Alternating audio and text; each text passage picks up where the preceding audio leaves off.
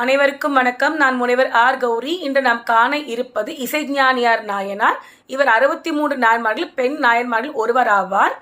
இவர் திருவாரூரில் ஞான சிவாச்சாருக்கு மகளாக பிறந்தார். இவர் சிறு வயதிலிருந்தே திருவாரூர் தியாகராஜ சுவாமி மீது மிகுந்த பக்தி கொண்டவர். இவருக்கு திருமண வயது எட்டுடன் இவர் தந்தையார் இவரை திருநாவலூரை சேர்ந்த ஆதிசைவ மரபில் வந்த சிவர் பக்தனான சடையனாருக்கு மணமுடித்து வைத்தார். இவர் தன் கருவிற்கு, அதாவது சிசுவிற்கு சிவ நாமத்தை ஊட்டி வளர்த்தார். ஏனென்றால் இவர் சிவபக்தியில் சிறந்தும் பதிபக்தியில் மிக சிறந்து விளங்கிய காரணத்தினால் சிவபெருமான் மனமகிழ்ந்து இவருக்கு உலகம் போற்றும் உத்தமரான சுந்தரமூர்த்தி நாயனாரையே மகனாக பிறக்கும்படி ஆசிர்வதித்தார்.